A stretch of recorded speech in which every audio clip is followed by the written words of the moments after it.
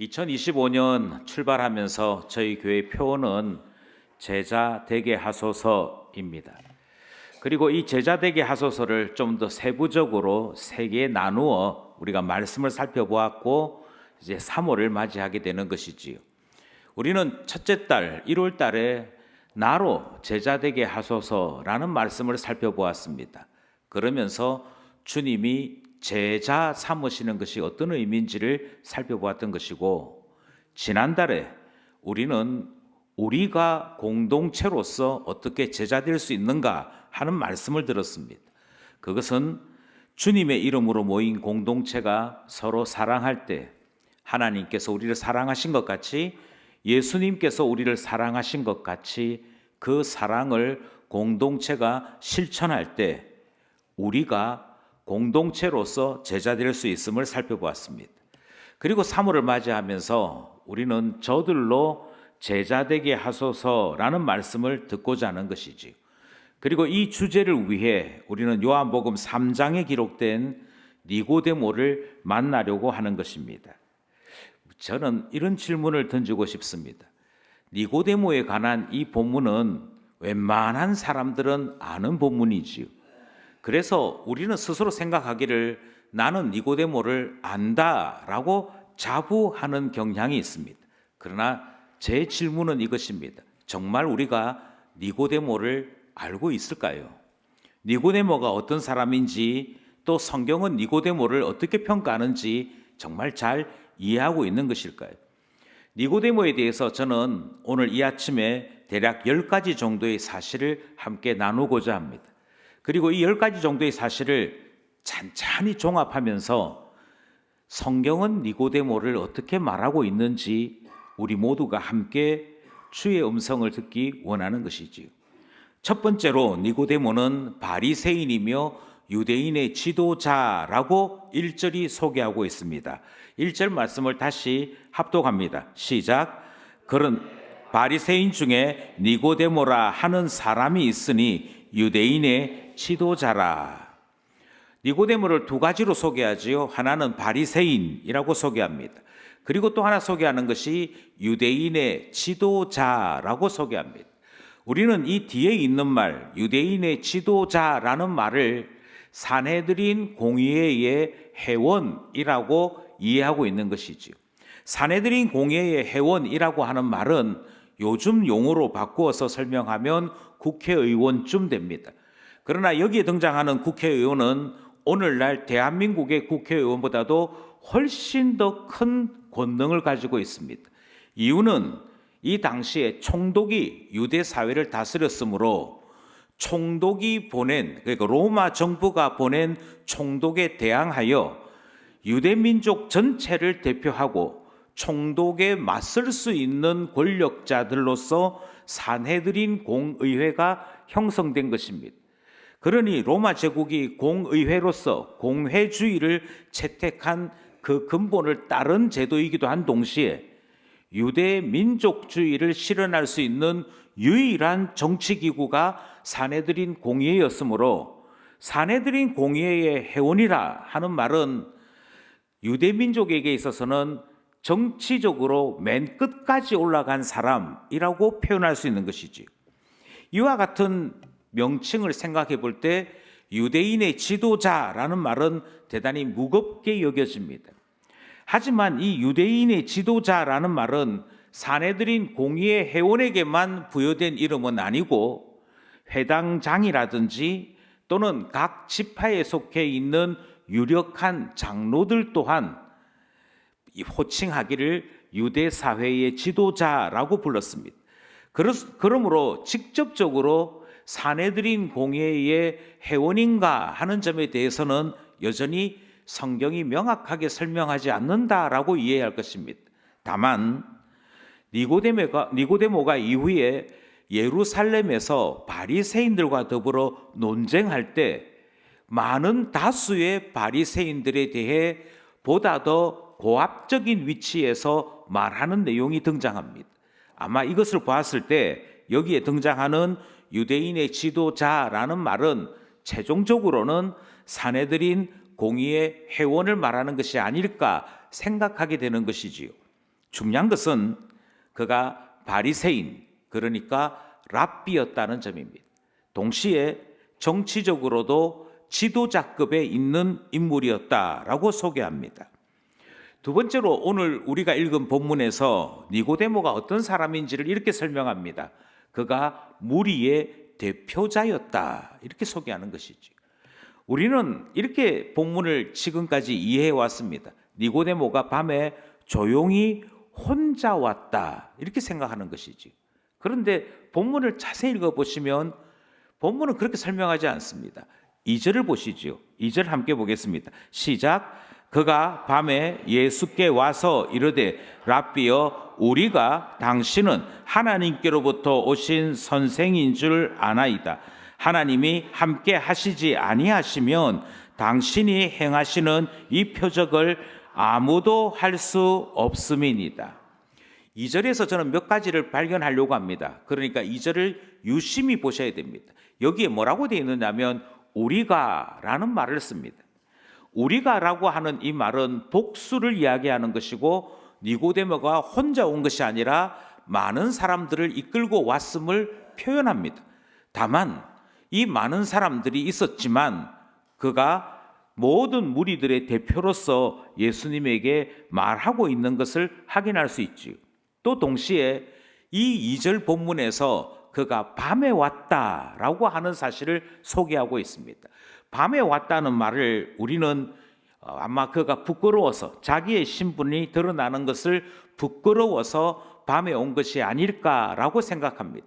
이렇게 생각한 이유는 밤에 그가 혼자 왔다라고 이야기할 때는 가능한 설명이 됩니다. 그런데 이미 보신 것처럼 혼자 온 것이 아니고 그가 뜻을 같이 하는 사람들이 왔습니다. 이렇게 다수가 왔다라고 하는 것은 우리라고 하는 말만 나왔기 때문이 아닙니다. 여기에 사용되는 동사들이, 니고데모가 표현할 때 사용하는 동사들이 다 복수형입니다.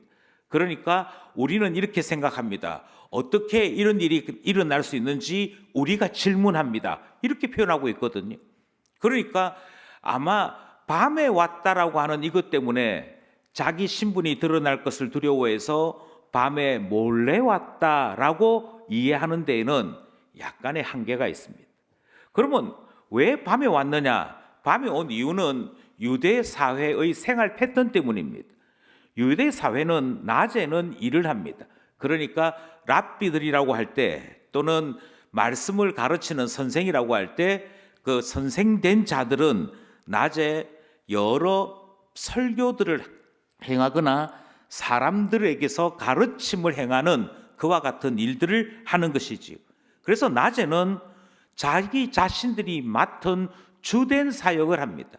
회당을 돌아다니면서 말씀을 가르치는 일, 또는 율법에 대하여 상담을 하거나 그와 같은 일들을 통해 하나님의 뜻이 무엇인지를 전달하는 일은 낮에 합니다. 예컨대 바울은 고린도 지역에 도착했을 때 낮에 그가 장막 깁는 기술을 가지고 있는 자였기에 자기 기술을 따라 낮에는 장막 일을 합니다.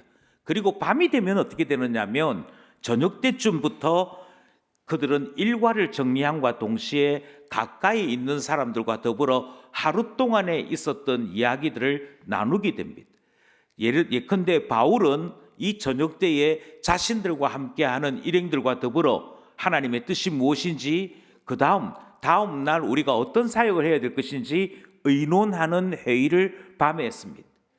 예수님도 마찬가지였는데요. 예수님도 낮에는 사역을 하셨습니다. 그런데 밤이 되면 제자들에게서 질문을 받으셨습니다.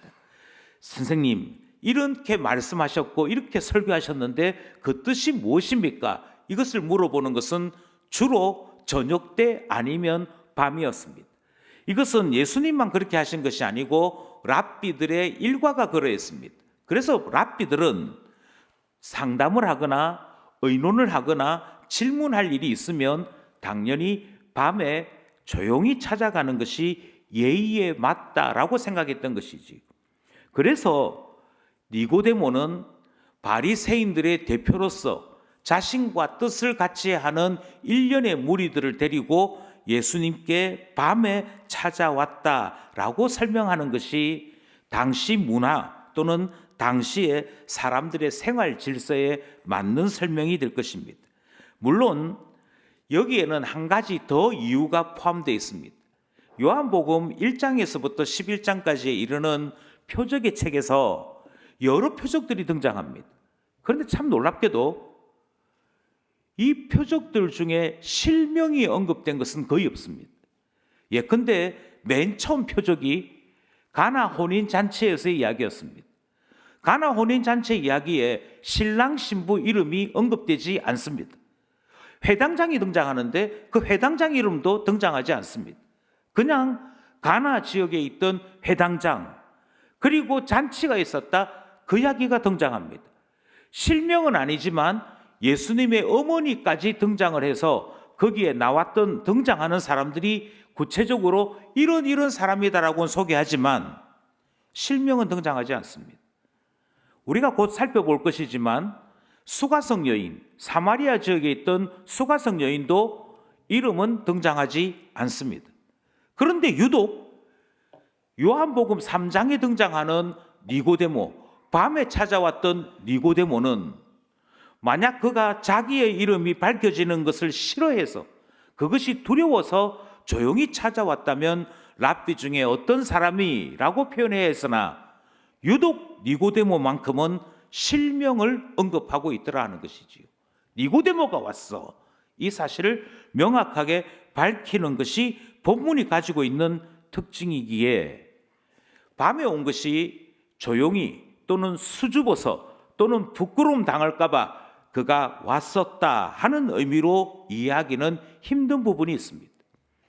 그렇다면 밤에 왔다라고 하는 이 말 속에서 우리는 니고데모가 예수님께 정말 진지하게 사역으로서가 아니라 인격 대 인격으로서 질문할 것이 있기에 왔음을 다시 한번 생각해야 하는 것이지요. 이것이 본문이 소개하고 있는 니고데모의 모습입니다. 또 하나 오늘 우리가 가진 본문을 살펴보면 니고데모는 예수님을 이렇게 표현합니다. 하나님께로부터 오신 선생이라고 표현합니다. 이게 2절에 다 포함되어 있지요. 2절에 읽었던 말씀을 따르자면 우리는 예수님이 하나님께로부터 오신 선생인 것을 인정합니다. 이 말이 등장합니다. 이 말이 왜 놀라우냐면 그 자신이 바리새인이기 때문입니다. 다르게 말씀드리면 그 자신이 이스라엘의 선생입니다. 하나님의 말씀을 연구하고 회당에서 공식적으로 설교할 수 있는 자, 다른 사람들과는 구별되어서 하나님의 말씀을 보다 더 깊이 이해하고 하나님 말씀에 대하여 강론할 수 있는 공적인 권위를 가진 자, 우리는 그 사람들을 바리새인이라고 부릅니다. 그러니 이스라엘의 말씀 선생이 바리새인이고 그 바리새인 중에 니고데모가 있었던 것이지요. 그런데 니고데모는 자기 자신을 선생이라고 말할 때 나는 사람들에게서 인정을 받아 선생된 자라고 이야기하고 예수님은 바리새인이 아니었음에도 불구하고 선생이라고 이야기합니다. 그러면 예수님은 어떻게 선생이 되었는가에 대해 니고데모가 스스로 말을 하기를 예수님은 하나님께로부터 왔기 때문에 선생 되신 분 아닙니까? 라고 소개하고 있는 것이지. 이것은 마치 제가 어떤 성경에 대하여 탁월한 사람에게 당신은 하늘로부터 온 목사인 것 같습니다. 이렇게 말하는 것과 같은 의미를 가지는 것이지. 신학교를 나오지 않았습니다. 누구에게서 안수를 받지 않았습니다. 그런데 당신이야말로 진짜 목사 같습니다. 이렇게 말하는 것과 같은 일이 벌어졌다는 것입니다. 그것도 바리새인에게서요. 그러니 니고데모의 이 말은 다른 바리새인들과는 다르다 하는 점을 확인할 수 있습니다. 그리고 우리는 이 말을 통해서 니고데모가 어쩌면 신자가 아닌가라고 하는 생각도 가지게 되는 것이지요. 여기서 혼란이 있습니다. 여기서 보통 사람들이 가지고 있는 착각이 발동하기 시작합니다. 어느 날 저희 교회에 새 가족이 왔는데 아니 목사님은 하나님의 말씀을 우리에게 전해주시는 분 아닙니까? 라고 이야기했을 때 많은 사람들은 어떻게 생각하는 거 아니? 아, 이 사람은 신자인가 보다 라고 생각한다는 것이지. 마치 그와 같은 혼돈이 일어나는 것과 같이 그와 같은 혼동이 우리 가운데 일반적인 상식처럼 나타나는 것 같이 니고데모는 예수님을 향해 이렇게 얘기한 것입니다. 예수님, 당신은 하나님께로부터 오신 우리에게 보내주신 선생님입니다. 이 말을 했다는 것이지. 그러나 더 놀라운 사실은 이 말을 했음에도 예수님은 그를 신자라고 말하지 아니하셨다는 것입니다. 이 말이 있었음에도 불구하고 니고데모를 야, 너는 이제 나타났구나. 너야말로 참 믿음이 좋은 사람이야. 모두가 본받아야 될 만한 신자의 표본이야. 이렇게 말씀하지 않으셨다는 것입니다. 그러니 여기에 혼란이 없어야 합니다. 신자냐 아니냐의 선은 아주 분명합니다. 신자냐 아니냐의 선이 분명함에도 불구하고 우리는 이런 몇 마디의 말에 자꾸만 혼란을 겪는 것이지. 예수님을 향하여 주라고 불렀어요. 예수님을 향하여 그분이 하나님께로부터 오신 분이라고 인정했어요. 그러면 신자인가 보다. 아니라니까요. 우리가 혹시 내가 그런 말을 했기 때문에, 내가 그렇게 표현한 적이 있기 때문에, 내가 당회에서 세례문답을 받을 때 예라고 대답했기 때문에 나 자신은 신자야라고 생각하고 계신다면 니고데모를 보십시오. 니고데모가 예수님을 하나님께로부터 온 선생이라고 불렀음에도 주님은 니고데모를 신자, 제자라고 인정치 않으시는 것을 우리는 본문에서 확인할 수 있습니다. 니고데모가 놀라운 점이 또 하나 있습니다. 니고데모가 놀라운 것은 니고데모가 예수님이 하시는 그 일들을 기적이라고 표현하지 않고 예수님이 행하시는 일을 표적이라고 말했다는 것입니다. 기적이라고 하는 것과 표적이라고 하는 것은 의미가 같은 것이 아닙니다. 기적은 놀라운 권능으로 상식을 뛰어넘는 그 일을 행할 때 기적이라고 부릅니다. 주님께서 기이한 일을 행하셨다. 이것이 기적입니다. 주님께서 우리가 할 수 없는 일들을 행하셨다. 그게 기적입니다. 그런데 희한하게도 니고데모는 예수님이 병자를 일으킵니다. 예수님께서 병자들을 고쳐주시고 귀신을 쫓아내십니다. 그리고 사람들이 이 세상에서 한 번도 들어본 적 없는 놀라운 진리의 말씀을 그들에게 가르치셨고 그 말씀이 참인 것을 여러 차례 증명하셨습니다. 그 일을 볼 때마다 야, 우리 가운데 이렇게 놀라운 일을 행하는 자가 없었는데 예수님은 대단한 분이야. 그래서 예수님은 능력자, 대단한 분, 그렇게 말하는 사람들은 많았습니다. 그런데 니고데모는 뭐라고 얘기하느냐면 예수님을 기적을 행하는 자, 예수님이 놀라운 능력을 가진 자라고 말하지 아니하고 예수님이 행하신 모든 기적들, 예수님께서 행하신 모든 치유의 사역들은 그 의미하는 바가 내포된 표적입니다라고 얘기하는 것이죠. 표적이라는 말은 신호등입니다. 어떠한 것을 나타내는 일종의 사인이고 어떠한 의미를 드러내는 일종의 표시입니다. 그럼 예수님이 나타내는 표시, 예수님께서 기적을 통해 우리 가운데 선포하신 것이 무엇이냐라고 얘기할 때 니고데모는 이렇게 말하는 것입니다. 예수님께서 우리에게 오셔서 때로는 안전뱅이를 일으키셨지요. 말 못하는 사람의 입을 열어주셨지요. 보지 못하는 사람의 눈을 열어주셨지요. 그것이 뭘 의미하겠습니까? 하나님께서 우리 가운데 오심에, 하나님께서 우리와 함께 하심에 하나님의 나라가 이와 같다라고 하는 것을 보여주시려고 행하신 기적들 아니겠습니까? 그래서 저는 예수님이 행하신 그 놀라운 일들을 표적이라고 부르겠습니다. 이렇게 얘기하는 것이죠. 니고데모야말로 예수님께서 행하신 일과 예수님께서 말씀하신 그것을 정확하게 꿰뚫어 본 사람이었습니다. 그러니 우리는 충분히 니고데모를 향해서 신자 맞네, 이렇게 이야기하는 것과 같다는 것이지. 근데 저희 장로교에서는 그렇게 하지 않습니다만 감리교 같은 경우에는 예배의 시작이 감독이나 또는 감리교회의 담임 목사가 이 중앙 통로를 따라서 입장함으로 예배가 시작됩니다. 감독이나 자기 교회의 담임 목사가 강단에 임하는 것을 예배의 시작으로 삼는 이유는 그를 하나님의 대리자로 보기 때문입니다.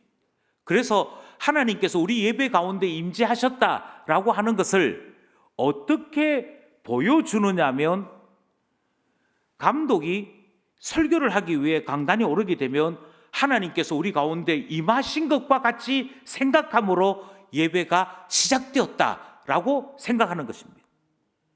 아니, 그럼 우리도 그렇게 하죠. 아니, 우리도 한다니까요. 우리는 어떻게 하느냐 하면, 우리는 예배로 부르시는 말씀이 곧 하나님께서 우리 한 사람 한 사람을 부르시는 것이며, 동시에 우리 가운데 하나님이 임재하시는 것에 대한 선포입니다. 그래서 장로교회 예배는 예배의 부르심으로 시작합니다. 하나님이 주의 종을 통하여 여러분에게 말합니다. 예배 드리러 오십시오.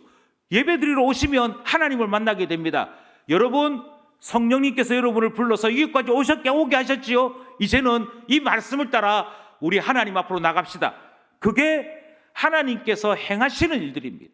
그 행하시는 일들을 보면서, 맞아, 저렇게 하는 것은 하나님의 음성을 듣는 것이야, 하나님께서 나와 함께 하시는 것을 나타내는 것이야 로 이해하는 것이 표적을 이해하는 것입니다. 표적을 보는 것이지. 신자들도 어떤 때는 이 일에 실패해서 예배가 시작되었음에도, 하나님이 지금 이곳에 함께 계심에도 하나님을 인식하지 못하고 농담하거나 떠들거나 또는 자리를 이동하는 일들이 다반사로 일어납니다. 표적을 이해 못하는 거예요.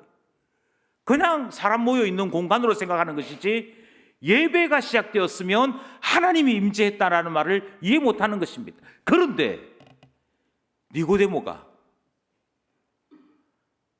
예수님께서 행하신 일이 표적입니다, 이 말을 하니 얼마나 놀라운 일이겠습니까?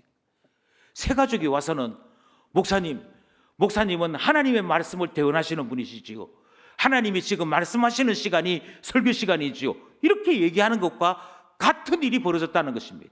그러면 우리는 생각하기를, 야, 이 사람 설교 들을 줄 아네, 이 사람이 설교 들을 줄 아니까 신자구나, 이렇게 생각한다는 것입니다. 다시 말씀드립니다. 예수님이 하늘로부터 오신 것을 압니다. 예수님이 행하신 일이 표적인 것을 압니다. 그 표적이 의미하는 바는 하나님 나라에 대한 선포인 것을 아는 한 랍비, 바리새인이 있었습니다. 그런데 여러분, 예수님은 이 사람을 신자라고, 제자라고 인정하지 않으셨다는데 우리가 받는 충격이 있는 것이지요. 뭐가 문제였을까요? 이 정도쯤 했으면 성령님께서 말씀을 깨닫게 해주시고, 이 정도쯤 했으면 성령님께서 그의 영안을 뜨여서 하나님께 속한 신비한 일을 깨닫게 해주셨다, 이렇게 말해도 될 것 같습니다. 그런데 성경은 아니라는 겁니다.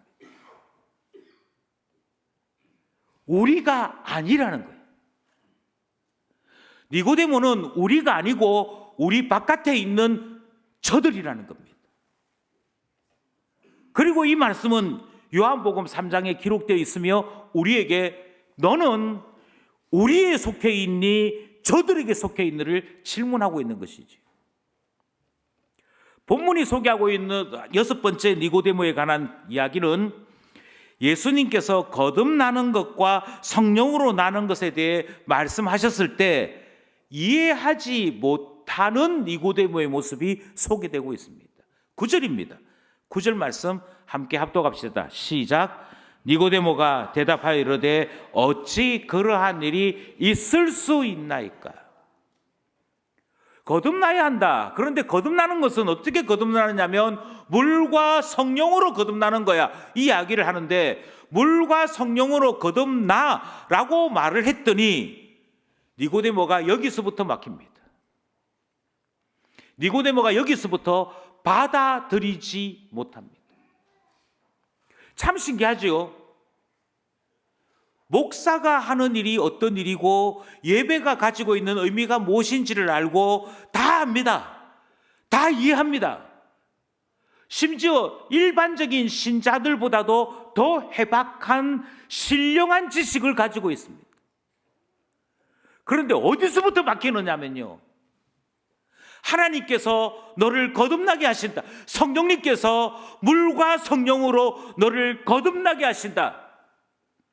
제가 좀 이따 다시 설명드리겠습니다만, 이 말의 정확한 의미는 내가 하늘로부터 온 자인 것을 믿는다면 하나님께서 물과 성령으로 너를 하늘에 속한 자로 만드신다. 이 말을 할 때 불가능합니다. 어찌 그런 일이 가능하겠습니까? 하나님의 능력이 나에게, 하나님께서 나를 새 사람으로 만드시고 거듭난 참신자로 만드신다라고 말할 때, 죄송한 얘기지만 여기서부터는 거부가 일어나기 시작합니다. 당신은 참 좋은 신자가 될 수 있습니다. 아니요, 저는 아직 멀었습니다. 전 생각 좀 해봐야겠습니다. 저 고민 좀 해봐야겠습니다. 여기서부터 거부가 일어나는 것이죠. 이 거부는 지식이 부족하거나 결단이 부족해서 일어나는 일이 아닙니다. 그렇게 생각하시면 요한복음 3장에서 니고데모를 소개하는 말씀의 의도를 아직도 이해하지 못하고 있는 것입니다. 참 신기하게도 이 일은 사람의 지혜나 지식으로 결정되는 일이 아닙니다. 예수님께서 니고데모를 향해 이렇게 말씀하십니다. 그래, 이게 너의 실체야.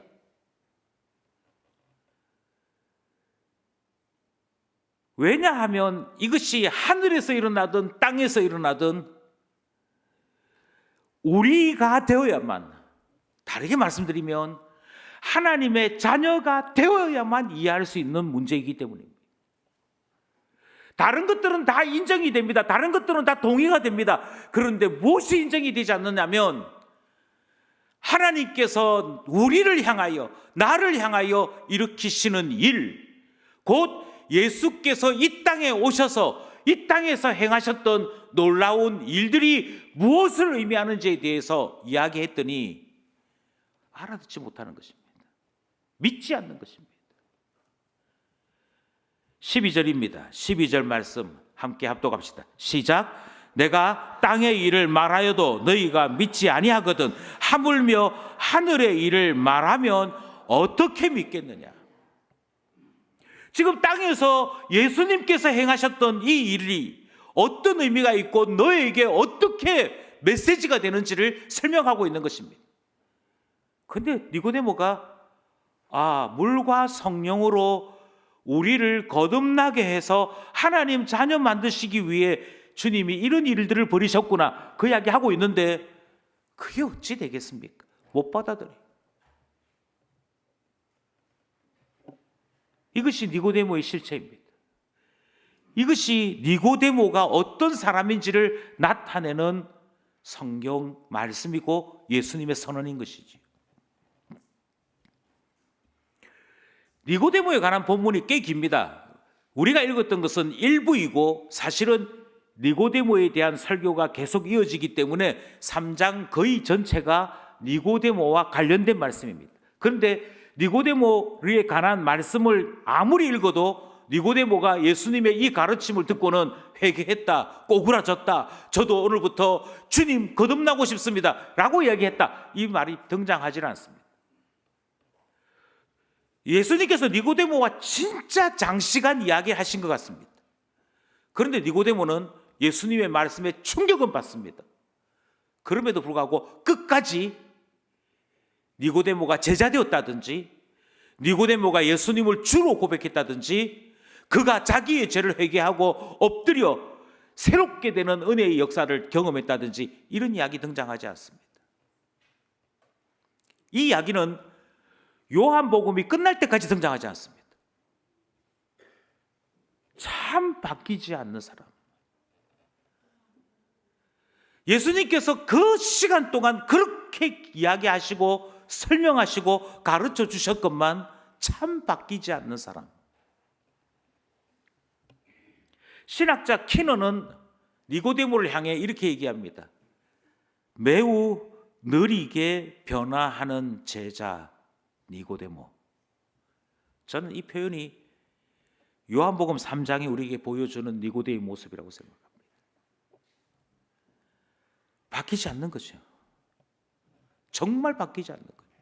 아이고 목사님 오늘 설교 말씀을 들으면서 오늘 새롭게 배운 게 많습니다.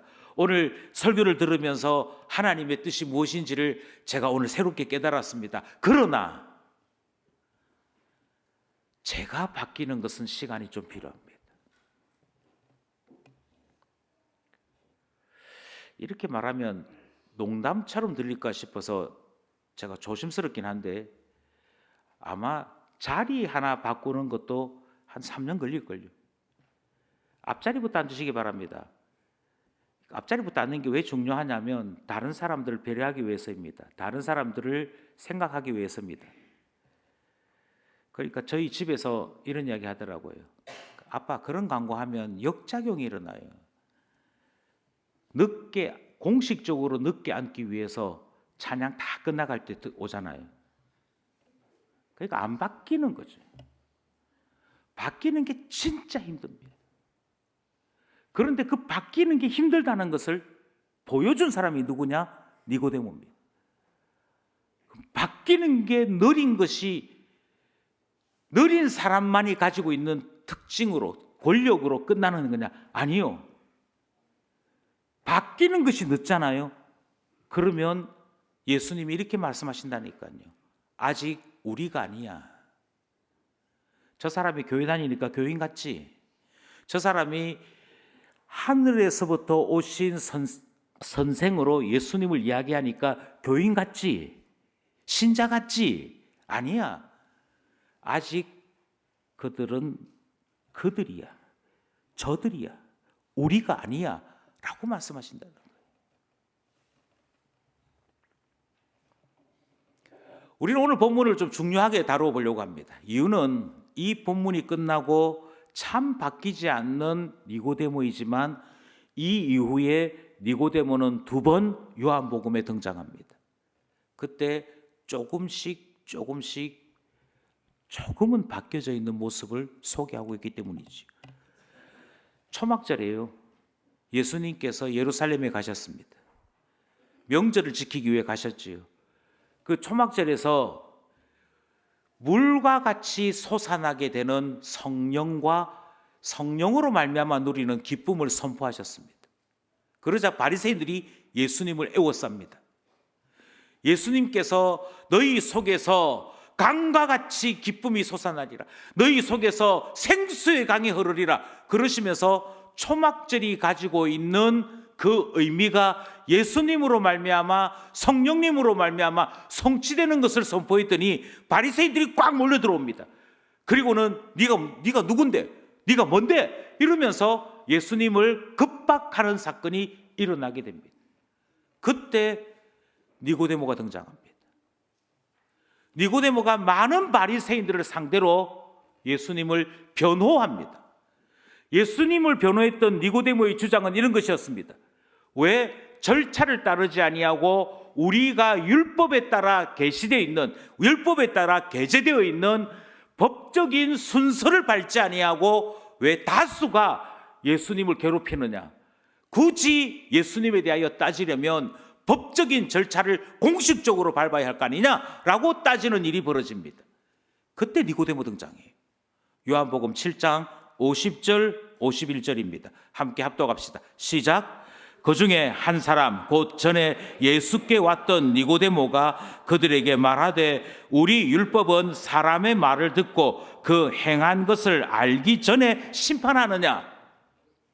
바꿔 얘기해서 제대로 확인도 하지 아니하고 2명 이상의 증인을 이야기를 들어보고 그리고 교회 장로들을 각 지파의 장로들을 세워서 재판부를 설치하고 그러면서 따라서 이런 일은 저런 일은 잘못되었다고 말하는 율법의 절차가 있는데 그것을 하지도 않고 다른 사람 이야기 몇 마디 들어보고 다른 이야기 몇 마디 들어보고는 함부로 심판하는 그 일을 어떻게 하느냐 하는 말이 등장하는 것이죠.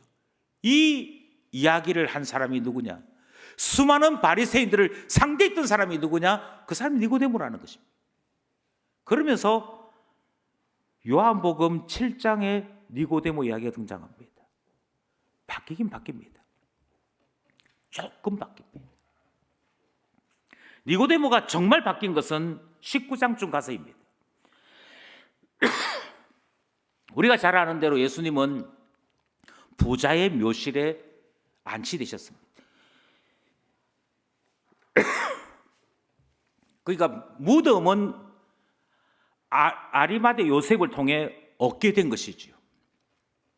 그런데 예수님의 시신을 거기에 그냥 덩그렇게 내버려 두는 것은 유대인의 매장 관습이 아니었습니다.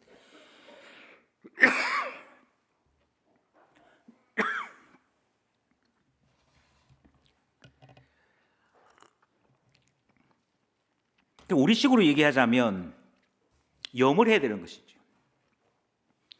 그 염을 하는 것이 닦여내고 세마포로 싸고 하는 일련의 과정들이 있습니다. 그 일에 필요한 물품이 있었어요. 그 필요한 물품이 무엇이었냐면 모략과 침량이었습니다. 그런데 모략과 침량이라고 이야기하면 혹시 떠오르는 사건 기억나십니까? 예수님이 태어났을 때 동방으로부터 박사들이 옵니다. 메시아가 태어났다라고 하는 그것을 알아본 사람들이 메시아에게 합당한 경배를 드리기 위해서 가지고 왔던 세 가지 물품이 있습니다. 그 중에 황금 빼고 지금 두 가지가 등장하는 것입니다. 이 비싸디 비싼 이 물품을 무려 34kg 준비해 온 사람이 등장합니다. 그 사람이 누구냐? 그 사람이 요한복음 19장에서 니고데모다라고 밝히고 있습니다. 39절 함께 합독하겠습니다. 시작. 일찍이 예수께 밤에 왔던 니고데모도 모략과 침량 섞은 것을 100리터라쯤 가지고 온지라. 그러니까 무덤은 요셉이 준비했습니다. 그런데 정작 예수님을 장사 지내기 위해 필요한 실제 물품은 누가 준비했느냐면 니고데모가 준비합니다.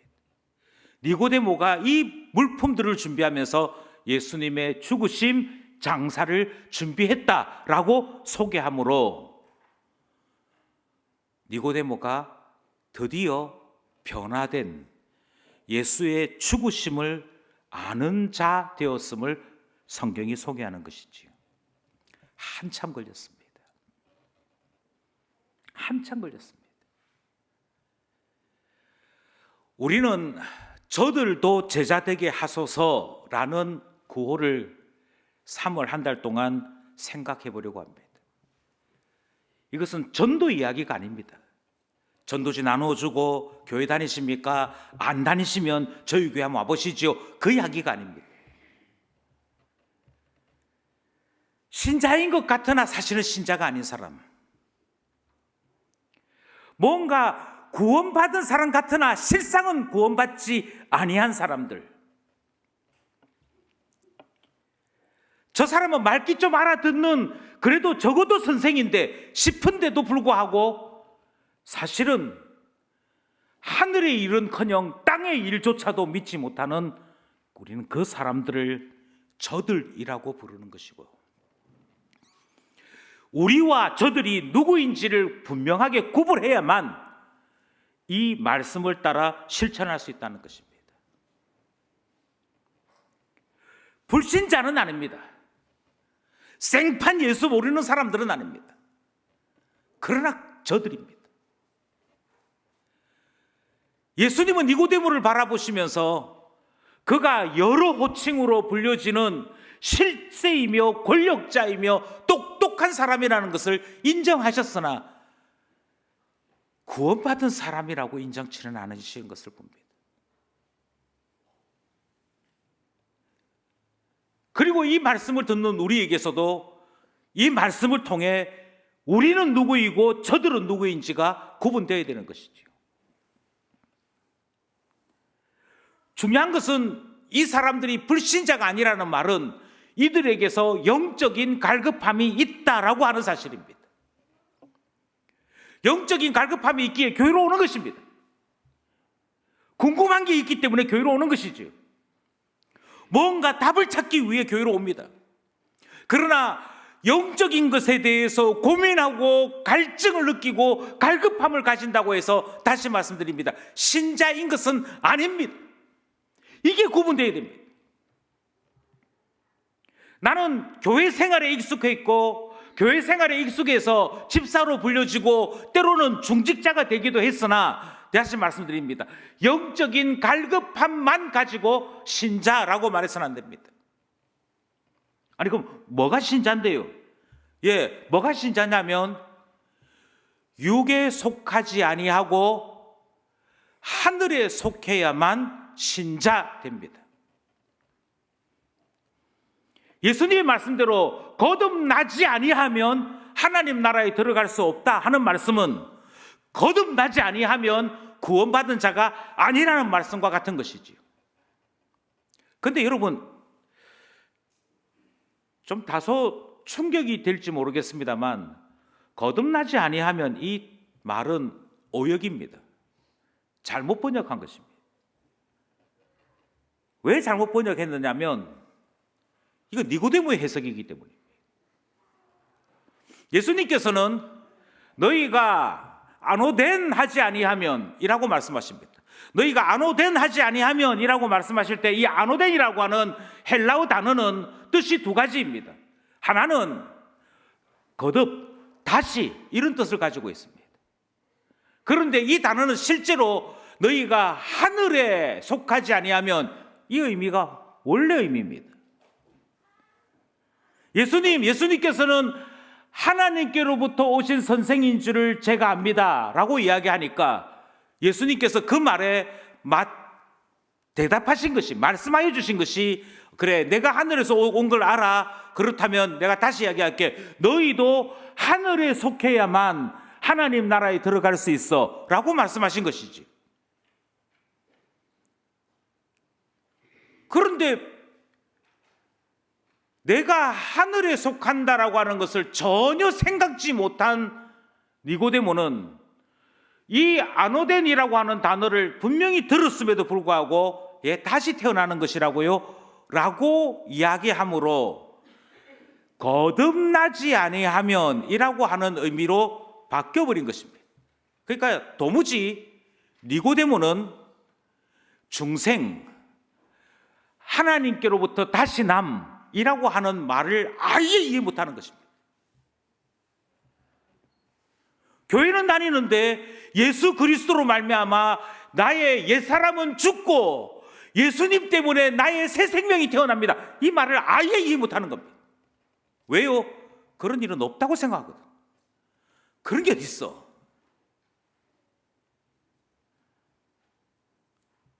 그리고는 모두가 다 자기와 같다라고 생각하는 것이지.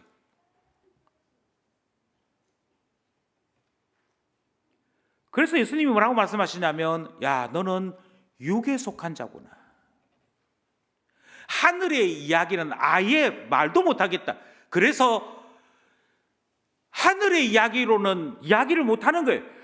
너희가 하나님께로부터 난 자, 하늘에 속한 자가 되어야 하나님 나라에 들어갈 수 있지. 이 이야기를 못해서 니고데모가 이야기하기 쉽게끔 땅의 이야기로, 니고데모가 알아들을 수 있는 이야기로 다시 말씀하십니다.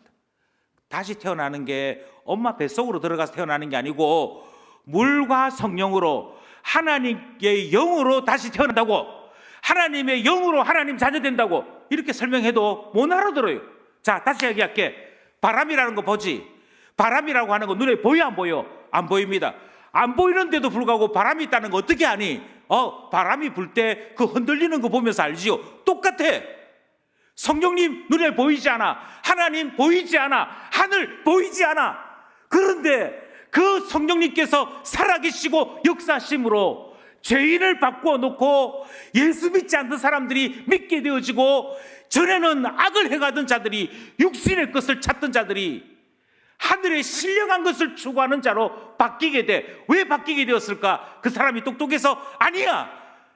보이지 아니하나 거듭나게 하시고 하나님 자녀로 만들어 놓으시는 성령님 때문에 바뀌는 거예요. 그게 하늘에 속한 자가 되는 것인데, 그건 이해할 수 있겠니? 예수님이 이렇게 말씀하시는 것이죠. 우리는 어떤 사람입니까? 우리는 보지 못했으나 믿는 자입니다. 우리는 하늘에 속한 일들을 들을 때 믿겨지는 자들입니다. 왜 믿겨집니까? 성령님께서 우리 안에 말씀을 깨닫게 해주셨기 때문입니다. 성령이 있는 사람, 성령 안에 속해 있는 사람은 우리입니다. 하나님의 자녀들입니다. 그런데 여전히 육에 속하여 너 하늘에 속해야 돼, 그래야 하나님 나라에 들어가, 이 말을 할 때 뭐라노? 이래 되면 저들입니다. 그래 되면 저들이.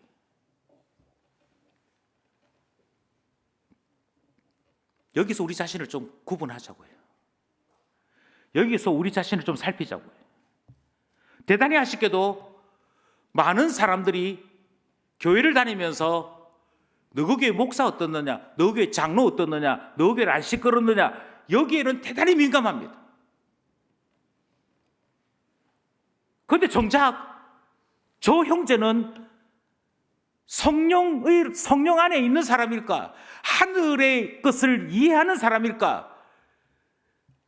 아니면 여전히 육신에 속해 있어서 하늘 이야기를 하면 지겨워하고 어려워하고 관심도 없고, 그래서 땅에 있는 이야기만 해야 어우 재밌네 하는 것일까? 이것에 관한 구분이 없는 것이지요. 아유, 교회 나와주는 것만 해도 어디야? 그럼 저들이라니까요. 그리고 요한복음은 저들이었던 니고데모를 예수님께서 만나주시고 우리 되도록 계속해서 천국 복음을 전하시는 것을 우리에게 보여주고 있는 것이지. 저들로 제자 되게 하신 분은 바로 예수님이십니다. 그리고 우리는 그 예수님을 따라 이 일을 함께 하고자 하는 것이지. 정말 이 일을 하기 위해서 먼저 필요한 것이 있습니다. 교회 다닌다고 하늘에서부터 오신 분이 예수님이라고, 성경에 나타난 기적들이 표적이라고 이야기한다고 해서 신자인 것은 아니다라고 하는 사실이고요.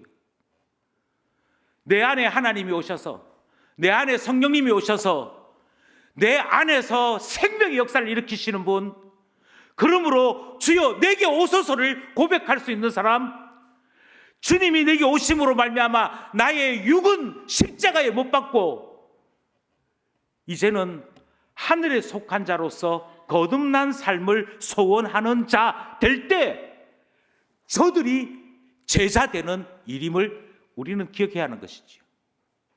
이것을 오늘 본문은 이렇게 얘기합니다. 물과 성령으로 거듭난 자. 정확한 예수님의 표현대로 하자면 물과 성령으로 말미암아 하늘에 속한 자 되는 것. 5절 말씀입니다. 5절 말씀 함께 합독합시다. 시작. 예수께서 대답하시되 진실로 진실로 내게 이르노니 사람이 물과 성령으로 나지 아니하면 하나님의 나라에 들어갈 수 없느니라.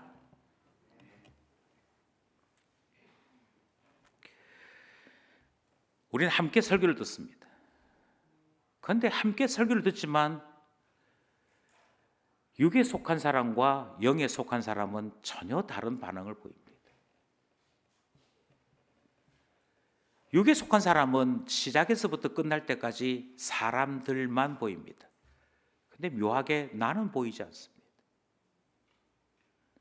나 빼고 다 보입니다. 그러면 육에 속한 사람입니다. 영에 속한 사람은 나와 내 안에 계신 성령님이 보입니다. 그러면 영에 속한 사람입니다.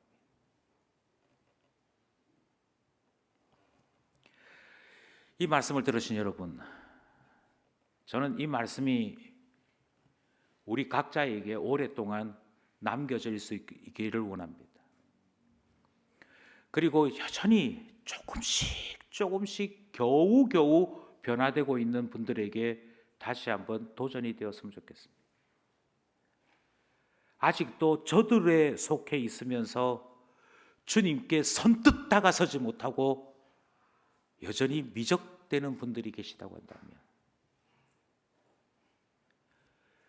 저들을 불러 제자 삼으시는 주님의 이 말씀을 통해 우리가 되고 주님의 자녀가 되는 은혜 있기를 원합니다. 그래서 저는 이 본문을 따라 우리 공동체 전체가 이런 기도를 드렸으면 좋겠다 싶습니다. 첫 번째는 예수님을 하나님께로부터 온 선생으로 아는 것이 아니라 하나님께서 나를 위하여 보내주신 나의 주, 나의 하나님, 하나님의 독생자였으나 그 독생자를 나를 위해 보내주셨음을 아는 자 되는 그런 사람 되도록 기도했으면 좋겠습니다. 제가 예수님을 잘 압니다. 예수님 참 좋은 분이시지요. 예수 같은 목사들이 많았으면 좋겠습니다. 이런 소리에 자꾸 논쟁하지 마시고요. 나를 위해 오신 예수님, 나를 살리기 위해 오신 예수님, 그가 하나님의 아들이심에도 불구하고 나를 살리시고자 이 땅에 오신 분임을 아는 자 될 때 예수를 주라 고백하게 하시는 성령님 있는 것이 확인되는 것이고요. 저들이 아니라 우리 되는 것이지요. 제자 되는 것이지요. 그러니 이 기도를 함께 나눴으면 좋겠습니다. 두 번째로 우리는 이 본문 말씀을 쫓아서 물과 성령으로 거듭난 사람 되도록, 물과 성령으로 하늘에 속한 자가 되어서 십자가가 보이는 사람 되도록 기도했으면 좋겠습니다.